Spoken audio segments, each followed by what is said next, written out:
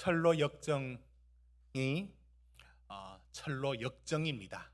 만만치 않는 길을 끝나나 했는데 더하여 이번 주, 다음 주까지 철로 역정을 더 가야 될 것 같습니다. 오늘 우리가 이제 다루고자 하는 철로 역정의 이야기는 앞서 10분 정도 영화를 보신 것처럼 그 얘기가 어떤 얘기냐면 허영의 시장,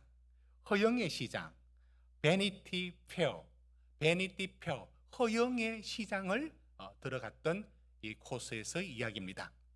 크리스찬과 믿음이 광야의 길을 지나서 한 허영의 집에, 허영의 도시에 도착합니다. 그곳에서는 허영의 시장이라는 아주 큰 시장이 연중무휴 쉬지 않고 매일 그 시장터가 열려 있었습니다.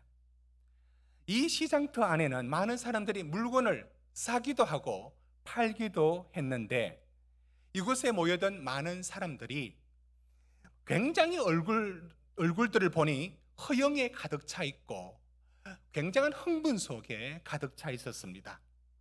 이 허영의 시장의 사실 주인은 바알세불입니다. 그런데 이곳에서 연중무휴로 열리는 이곳의 시장에서의 모습은 오늘날 상상을 하자면 마치 아주 화려한 도시 라스베가스라 할까요? 그런 밤도시의 화려한 모습들을 연상하면 될 것 같습니다. 결란한 불빛, 귀를 찢어지게 하는 클럽에서 흘러나오는 소리들, 밤새 들썩거리는 사람들, 술과 노래로 시끄럽게 하는 사람들, 수많은 즐길거리들과 쾌락적인 것들이 가득 찬 도시, 그런 시장을 연상하면 되겠습니다. 이 크리스찬과 믿음이 들어가 있는 이곳 허영의 시장 안에는 집, 토지, 명예, 성급, 귀족, 또 왕국, 욕정, 향락, 쾌락, 온갖 것들을 다 판매하고 있었다, 이렇게 말하고 있는데 이 마을에는 마술사, 사기꾼, 또 도박꾼들, 이런 불량배들까지도 굉장히 많았습니다. 그런데 이 도시를, 이 시장을 비껴갈 수는 없다라고 말하고 있습니다. 바로 이곳에 가려면, 천국에 가려면 이 허영의 시장을 반드시 지나가야 되는데 이 허영의 시장에서는 오직 그곳을 관심 두지 않고 그냥 지나가는 사람들을 그냥 두지 않았습니다. 특히 크리스찬과 믿음은 허영의 시장에 파는 물건들에 고개도 돌리지 않고 관심을 두지 않고 그대로 통과하려고 했습니다. 그러자 거기 있는 사람들은 굉장히 분노하면서 그를 재판석으로 끌고 나옵니다. 이곳에서 그들은 이 두 사람을 재판합니다. 왜 우리 물건을 모독하느냐? 우리가 이렇게 좋은 물건을 팔고 있는데, 우리가 이런 좋고 쾌락을 즐기고 있는데 너는 왜 그것이 나쁘다고 말하느냐? 라면서 재판합니다. 그리고는 믿음을 아주 처참한 사형을 시켜서 그를 죽입니다. 이런 일들이 바로 오늘 허영의 시장에서 일어난 얘기고, 크리스찬은 이곳을 피하여서 다시 다른 곳을 향하여 나아갈 수 있게 되었다. 이 얘기가 오늘 철로 역정에 나오는 이야기입니다. 이 철로 역정에 나오는 이런 이야기가 여러분 이 제목을 그대로 존 번연의 언급했던 허영의 시장이라는 이름을 그대로 따와서 19세기에 영국의 유명한 소설가가 있습니다. 윌리엄 메이크피스 세커리, 사진 한번 볼까요? 이분입니다.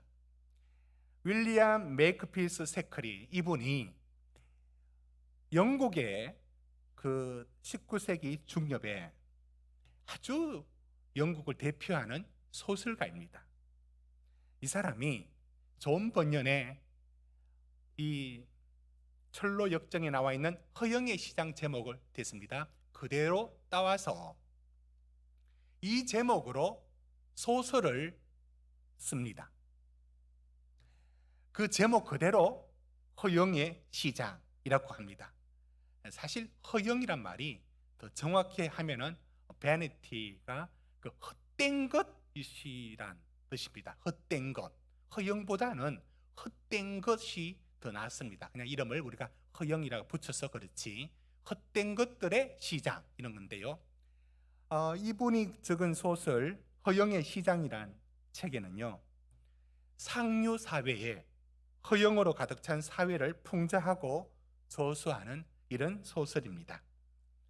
여기에는 어떤 내용이 나오느냐면 성공을 위해서 수단을 가리지 않는 사람, 베키라는 사람이 나오고요, 자기 쾌락을 위해 자기 아내의 친구에게 그 유부녀였는데 거기에 수작을 거는 밀리어라는 사람도 나오고, 또 노름으로 따서 돈을 벌어서 비싼 걸 사들이는, 그러다가 사기 도박으로 구속되는 로든이라는 사람도 나오고, 쉽게 동거하고 금방 헤어지고 보험금을 타기 위해서 살해하는 이야기, 그저 얼굴 예쁘다는 이유 하나로 유부녀 베키 주변에 하루살이처럼 모여드는 귀족들 이야기, 그 부자들의 천박한 생활을 보여주는 소설입니다. 제가 이 소설까지 언급한 이유는, 그러면 왜 존 번연은 철로 역정에서 허영의 시장을 넣었을까요? 그것을 통해서 무엇을 말하고 싶어 했을까요? 왜 이 코스를 크리스찬은 반드시 통과해야 되는 여정으로 말하고 있는 것일까요? 그것은, 시장은요, 바로 우리가 사는 이 세상을 말하기 때문입니다. 여러분, 시장은 인간의 모든 욕구를 충족시켜주기 위해 상품의 거래가 이루어지는 곳입니다.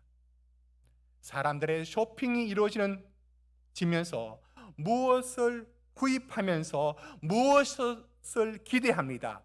이것을 사면서 더 행복해질 것을 기대합니다. 이게 시장입니다.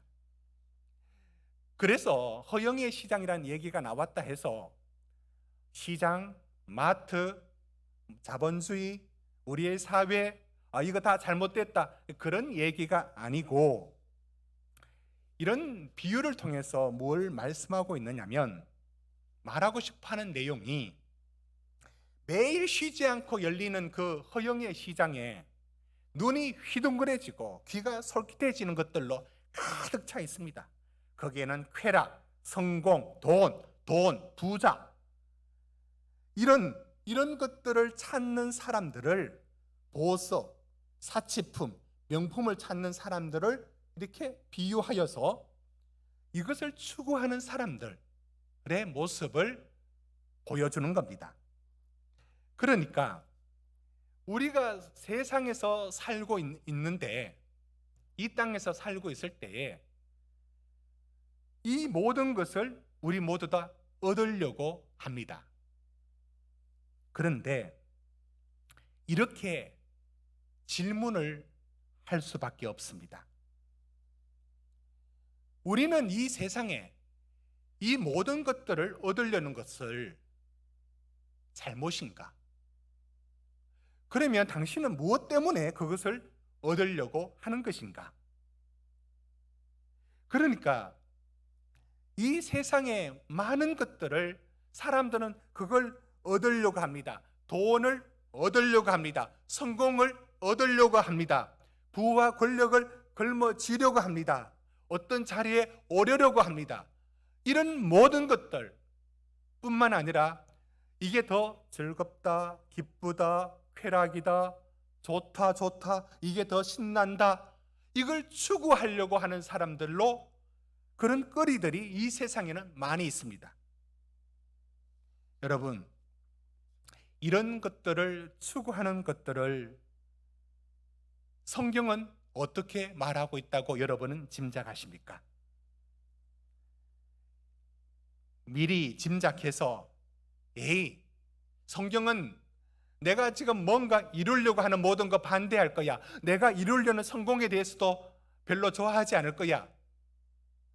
마치 얼굴만 봐도 잔소리할 듯한 부모님 얼굴처럼 하나님을 여기고 있지는 않습니까? 그렇지 않습니다. 여러분, 이 세상을 좀 약간 극단적인 부분을 얘기하자면 뭐니 해도 머니다, 돈이다. 이렇게 사람들을 대부분 돈을 추구합니다. 야, 돈 있어 봐라. 나를 대하는 태도가 다르더라. 그러면서 이런 얘기를 합니다. 겨울에도 골프를 치는 모양이에요. 아주 큰 대기업의 회장님이 겨울에 이제 골프를 치는데 이제 공이 연못에 빠졌어요. 근데 누가 시킨 것도 아닌데 바로 그 옆에 있는 몇 사람이 달려가서 그 추운 겨울에 들어가서 골프공을 건져와서 가져오더랍니다. 더 잘 보이려고.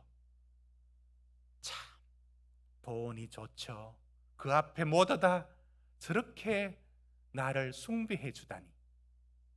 좀 극단적인 얘기입니다. 예, 그렇지만 그래서 세상을 말합니다. 그래도 돈이야. 이렇게 말합니다. 더 나쁜 하나의 얘기를 들자면 여러분, 지금도 그 재판이 끝이 났는지 모르겠어요. 빅뱅 전 멤버였던 승리가 강남의 유명한 클럽인 버닝썬인가? 그곳에서 그걸 운영하면서 무슨 짓을 했는지 이제 다 백일화에 드러났습니다. 거기 번 돈 라스베가스 가서 카지노에서 22억을 도박하며 날렸어요. 자기 마음에 안 든다고 그 클럽에 와 있는 사람 위협하려고 조폭 동원합니다. 자기 말 한마디에 딱딱 움직여주니까 온통 자기 세상인 줄 알아요. 그리고 그 클럽 유명하게 만든다고 무슨 짓 했는지 아시죠? 성매매 했어요. 그들이 주고받은 대화, 문자, 신문에 다 나왔습니다. 얼마나 지저분한 얘기를 주고받는지. 그 주고받는 사람을 번호로 말하더라고요. 야, 몇 번은 어떻다. 여기 인용조차 못할 만큼 지저분하게 말을 주고받습니다. 이렇게 성매매하면서 돈 벌고 권력 있는 사람, 아직 밝혀지지 않았지만 은근히 힘을 받아서 누리고 살았던 세상. 이 사람들은 세상이 온통 이렇게 누리고, 그래, 한평생 살아봤자 몇 년 사니 이렇게 마음껏 누리고 살자, 이게 그들의 생각이었습니다. 여러분, 우리는 그렇지 않죠. 우리는 그런 식의 극단적 얘기로 우리를 적용시킬 수는 없다고 봅니다. 그렇지만 우리 역시 이 세상에 살면서 많은 것들에 대하여 추구하는 것은, 허영의 시장에서 판매하는 것, 그게 우리가 지금 추구하고 있는 것들의 대부분 아니겠습니까? 우리가 존경하고 또는 부러워하는 분들도 있지 않습니까? 이런 허영의 시장이라고 말하는 이 세상에서 정말 이룬 성공들. 여러분, 이분 아시죠? 한번 볼까요? 카카오 우리 회장님이신 김범수님. 네, 됐습니다. 8식구 단칸방에 살던, 참 가난하게 살던 이분, 서울대 다니던 시절 배가 고파 식사도 제대로 못하고 굶고 다녔고, 그래서 그때 아르바이트를 못하도록 이제 법적으로 막았는데 몰래 하면서 15만 원 번 것으로 라면으로 식사를 때우면서 울컥했던 이 사람이 이 일 저 일 손대다가 결국 엄청난 대박을 터뜨렸는데, 카카오, 그 확장이 어마어마합니다. 지금 우리나라에 삼성 이재용 회장을, 부회장이죠 아직은, 를 비롯하여 누구보다도 최고의 부를 가졌습니다. 얼마 전 10조 원 자신의 재산 10조 원 중 5조를 딱 떼어서 사회에 기부했습니다. 대단하지 않습니까? 그리고 또 수만 주의 카카오 주식을 아들에게 또 친척들에게 어마어마하게 물려줬어요. 이 가난을 이제는 다 털어버리자고. 이런 성공한 사람의 얘기를 들으면 존경도 받고 부럽기도 하고 성공도 했으니 참 보기 좋지 않습니까? 여러분, 그래서 이런 것들을 추구하고 얻고자 하는 것들을 저는 지금 좋다, 나쁘다, 지금 벌써 단정한 건 아닙니다. 이때 우리가 이런 것들을 목표로 삶을 살고자 할 때에 오늘 이 시대에 여러분들은 삶의 목표와 내가 이런 것들을 무엇 때문에 얻으려고 그렇게 추구하며 달려갑니까? 청년들은 말합니다. 그런저런 고민할 거리가 어디 있습니까? 지금 제대로 된 일자리 하나 찾기도 힘든데 어디 한두 명 뽑는데 수천 명 모여요. 제대로 된 일자리 들어가기가 너무 힘든 이 시대에 이렇게 어렵게도 살기도 어려운데 꿈조차 못 꿉니까? 성공의 꿈도 가지는 건 안 됩니까? 하면서 세상에 이런 것들을 추구하는 것들에 대하여 성경이 말하고자 하는 부분들에 대해서 지레 겁을 먹고 뭐 하지 말라는 뜻입니까? 이거 꿈도 꾸지 말라는 것입니까? 라고 하는 마음의 반감을 가질까 생각해 봅니다. 또 어떤 부류가 있느냐면 일본에서는 한 15년 전에 이런 현상이 일어났는데요. 하류 사회라는 책이 있는데요. 미우라 아츠카 씨가 이제 그 마케팅 분석가인데요. 이분이 계속 분석을 하니까 일본 시장의 흐름을 알지 않습니까? 그런데 어느 순간부터 중산층의 그 상품들, 중산층에 주로 팔리는 상품들이 팔리지 않는 거예요.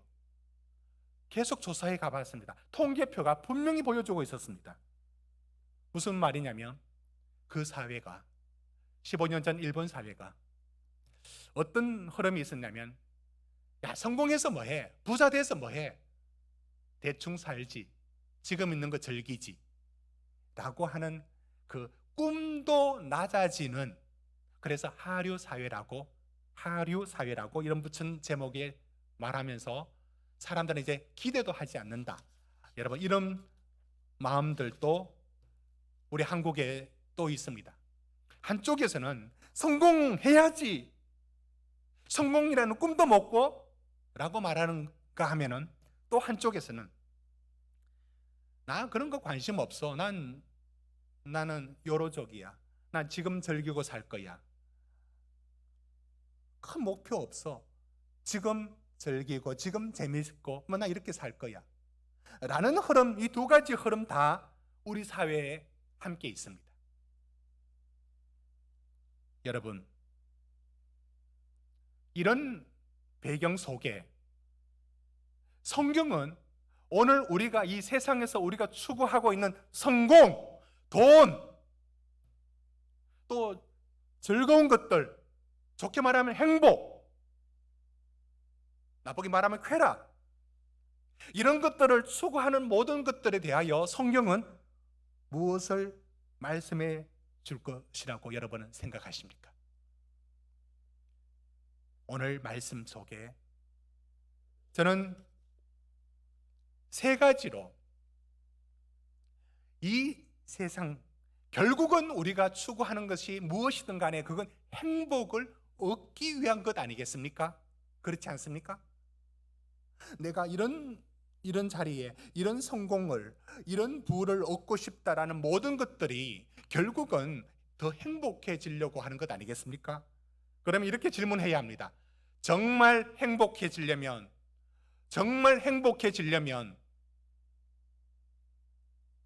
우리는 어떻게 해야 되는가?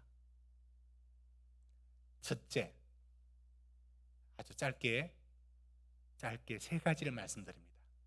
여러분 같이 한번 읽어주시기 바랍니다. 첫째, 시작. 더 가진다고, 더 성공한다고 행복하게 만들 수는 없다. 한 번 더, 시작. 더 가진다고, 더 성공한다고 행복하게 만들 수는 없다. 예.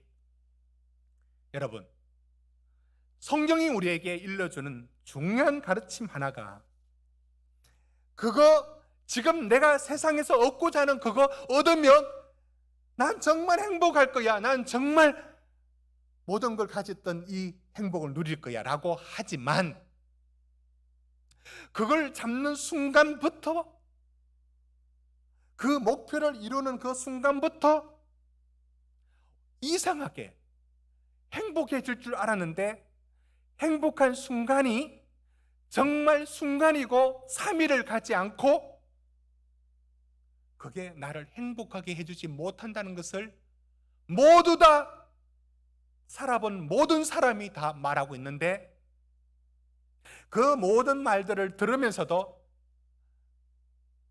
나는 없어도 죽어도 한번 그 자리에 가보고 한번 가져보고 한번 누려보고 죽고 싶다, 이런 식으로 듣지 않습니다. 여러분, 마이클 잭슨 아는 세대도 있고 잘 모르는 세대도 있을 겁니다. 정말 지구상에서 가장 많은 인기를 가장 어린 나이에 가장 오랫동안 누렸던 사람, 그 사람의 동작 하나하나가 우리나라뿐만 아니라 저 아주 어떤 다른 나라의 작은 마을까지 그 사람의 춤을 다 흉내내었고 다 따라했습니다. 얼마나 많이 가졌는지, 리무진이 몇 대인지, 저택이 몇 개인지, 아이들을 위한 놀이동산 같은 거, 그것까지 갖고 있었어요. 그렇게 많이 누렸던 마이클 잭슨이 죽었을 때 왜 죽었는지 아십니까? 하루하루를 잠을 제대로 잘 수 없어서 프로포폴이라는 안정제를 너무 많이 맞아서 죽었어요. 그는 실려왔을 때 부검했던 사람들이 말합니다. 키 180에 몸무게 50도 나가지 않는 해골 모양이었고, 머리는 다 이제 하나도 남지 않고 다 빠져있고 약이 많이 투여되어 있고, 온몸은 주사 바늘로 꽂혀 있었어요. 주사 바늘의 흔적이 있었습니다. 그는 어린 시절을 다 잃어버렸고, 그래서 아이들을 엄청 좋아했는 것 같아요. 유일하게 자기 마음 통하는 것은 아이들의 그 순진한 세계를 그리워했어요. 우리 보기에는 세상의 모든 걸 다 누렸어요. 그런데 그는 행복하지를 못했어요. 여러분, 이런 얘기조차도 우리가 갖고 있는 생각들을 뚫지 못한다고 저는 생각합니다. 그렇지만 사랑하는 성도 여러분, 그리고 우리 교회학교 친구들과 우리 청년들, 오늘 말씀을 들으십시오. 내가 목표로 하는 거, 그거 잡으면 행복해지고 정말 그걸 목표처럼 달려가죠. 그러나 그걸 잡는 순간에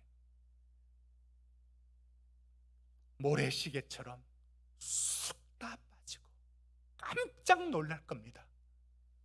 그게 나를 행복하게 만들어주지 못한다는 사실 앞에.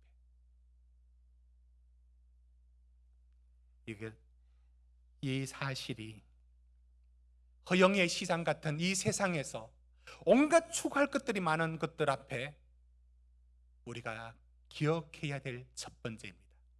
두 번째도 이 말씀입니다.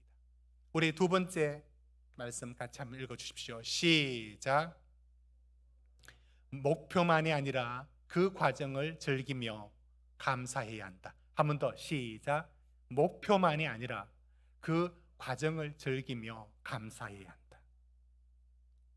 사람들은 돈이라는 목표와 성공이라는 목표와, 그리고 이 돈과 성공이란 말이 아니지만 자기의 어떤 목표를 향하여, 성공을 향하여 달려갑니다. 그걸 얻기 위하여 추구합니다. 그런데 그 과정에 이르는 것들은 다 무시합니다. 그저 그 결과와 그 목표만 이루면 된다고 달려갑니다. 식사를 합니다. 저도 바쁠 때 그런데 후다닥 먹었어요. 일을 위해서 달려갔습니다. 후다닥 먹은 식사, 대충 때웠던 식사, 우리에겐 식사하는 시간의 즐거움을, 식사하는 식탁의 가족 공동체를 다 잃어버렸고 건너뜁니다. 그냥 햄버거 하나 채워 넣으면 움직이니까.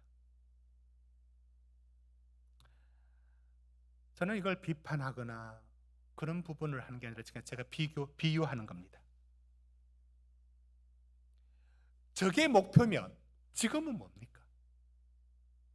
저게 목표이기 때문에 지금에 있는 것들은 저 목표만 위한, 이 중간에 있는 것들은 아무것도 아닌 것처럼 취급되고 있는 것. 저와 함께 어린 시절 같이 자랐다가 이제 대학 갈 전부터 이제 떨어졌던 친구가 있습니다. 진솔한 고백을 친구인 저에게 얘기했습니다. 성공하려고, 자기 부족한 부분 채우려고 직장 다니고 저녁에 학원 다니고 쉬는 날 예배 마치자마자 불이 나게 도서관 가서 공부하고, 결혼하고부터 계속 아이들이 이제 큰아들이 군에 갔습니다. 군에 갔다가 제대했습니다.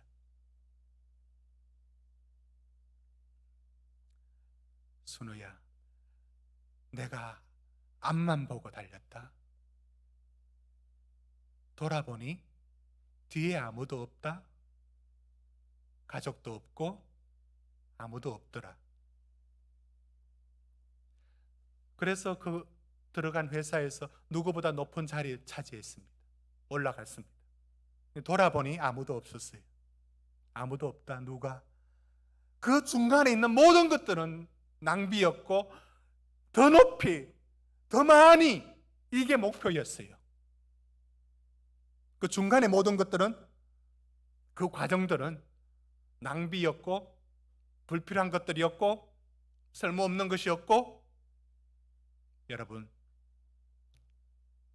지금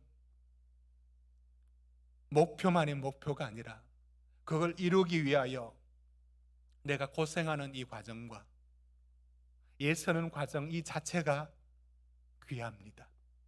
성공이라는 정점이 목표가 아니라 그 목표를 향해서 달려갈 수 있지만 그 과정에 이르는 수많은 과정들에 이 수고롭고 재미없고 번거로운 이 모든 과정들이 다 의미 없는 것일까요? 재벌 3세들은 이 중간 과정을 건너뜁니다. 날 때부터 회장님 딸이에요. 회장님 손녀, 손자예요. 다 가졌던 거예요. 그게 왜 복이 안 되는지 아십니까? 왜 그게 행복이 되지 않는지 아십니까? 중간에 과정이 없었어요. 2세대까지는 앞에 고생하시는 부모님이라도 보죠. 3세대, 4세대 본 거 없습니다. 날 때부터 모든 세상은 자기 것이었어요. 중간이 없는 과정 속에 뭘 가져도 행복할 수 없어요. 기억하십시오. 목표가 목표만이 아니어야 합니다. 이제 마지막입니다. 여러분 한번 따라해 주시기 바랍니다. 셋째, 시작. 셋째, 사랑할 것을 사랑하고 사용할 것은 사용하라. 다시 합니다. 시작. 사랑할 것은 사랑하고 사용할 것은 사용하라. 못하라고 생각하십니까? 아니에요. 다시 그대로 사랑할 것은 사랑하고요, 사용할 것은 사용하라. 이것이 성경이 우리에게 일러주는 말씀이에요. 됐습니다. 여러분, 지금 세상은 사용할 것을 사랑하고 있어요. 그리고 사랑해야 될 것을 사용하고 있고요, 사용해도 되는 것들을 사랑하고 있어요. 이런 얘기는 일찍이 어거스틴이 고백론에서 말했던 얘기의 한 얘기입니다.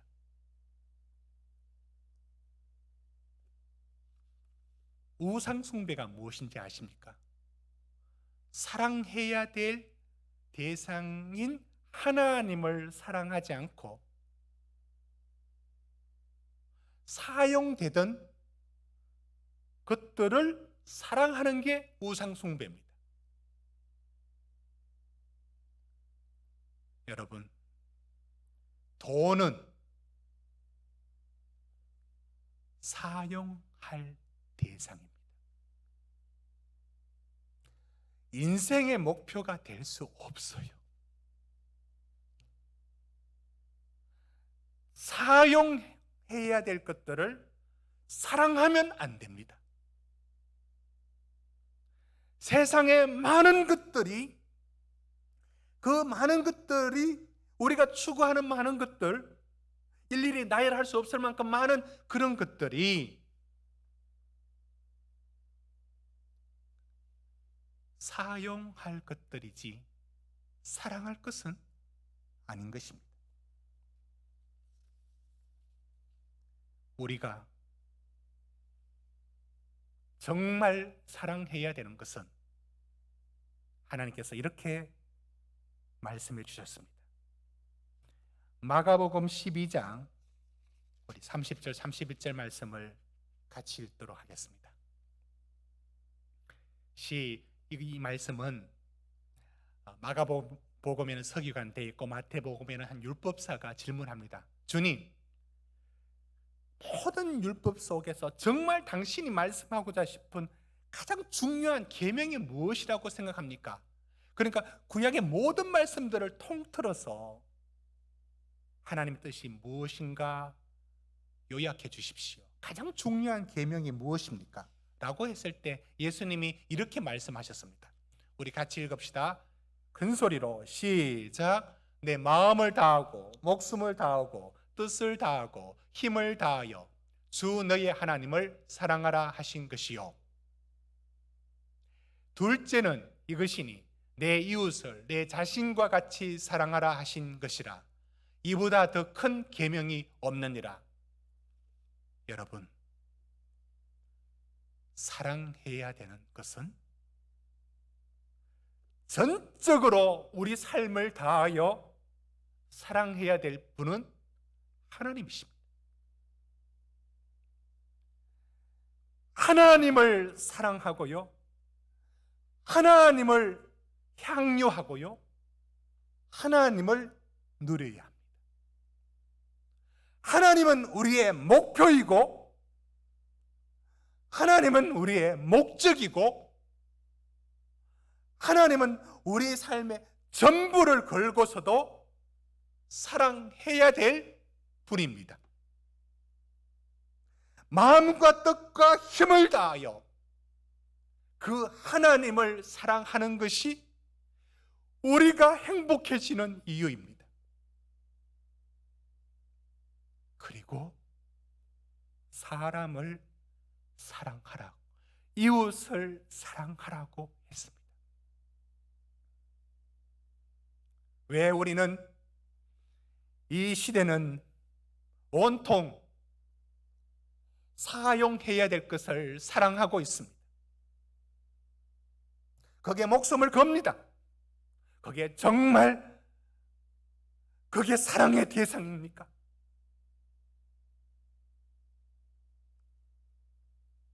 이제는 애완견은 반려견입니다. 거의 가족의 일원입니다. 가족 또 하나의 가족입니다. 얼마나 많은 위로가 되고, 정말로 그 기르던 그 개의 눈망울을 보면 그 주인을 위로하는 듯한 그 충성스러운 눈빛, 너무 사랑스럽고 나를 유일하게 쫓아다니며 봐주고 관심 가져주는, 요새 그 CF 광고 나오던데요, 자식보다 낫다고. 예, 맞습니다. 그 정도라는 뜻이겠죠. 그렇지만 사랑의 대상은 아닙니다. 아끼고 가치 있는 너무 소중한 부분은 맞죠.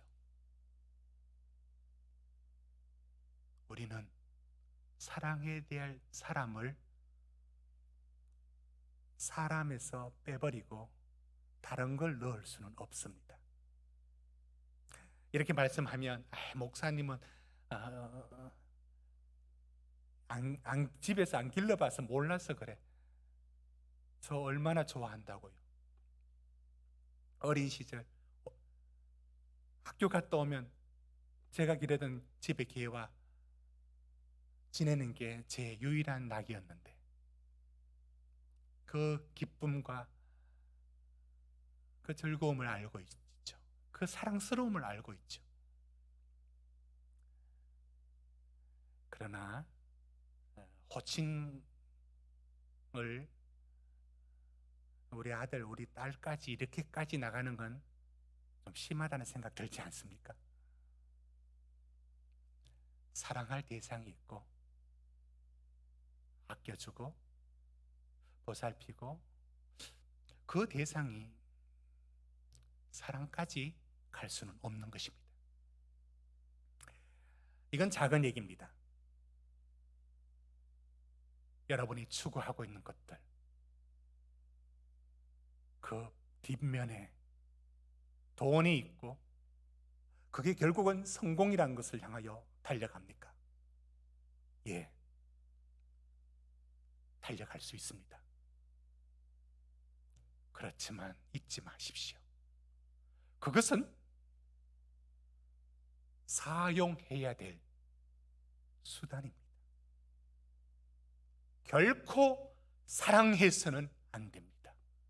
그것이 우상 숭배입니다. 우리 인생의 행복을 줄 듯하지만 다 빼앗아 가버릴 겁니다.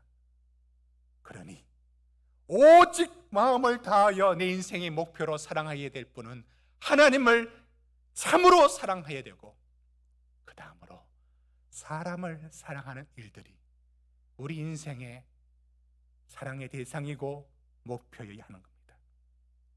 예수님은 세 가지 시험을 받으면서 그 마지막 시험에 사탄이 천하 만국의 영광을 보여줍니다. 그리고 한 번 절하면 이 모든 걸 주겠다고 했습니다. 예수님은 거절합니다. 사탄아 물러가라. 주 너의 하나님께 경배하고 다만 그를 섬기라. 섬길 수 있는 유일한, 사랑할 수 있는 유일한 분은 하나님밖에 없습니다. 그 하나님을 온 마음 다하여 섬기고 사랑하는 것이 참 행복의 길입니다. 그분만이 우리 인생의 목적이며 목표이며 모든 것이 될 수 있습니다. 그분만을 사랑하고 그분만을 추구하는 모든 것들은 우리 인생에 헛된 것 하나 없이 한없는 감사와 행복과 영원한 복을 우리에게 주시는 유일한 약속이 되는 길입니다. 다 같이 이 말씀으로 같이 기도하시겠습니다.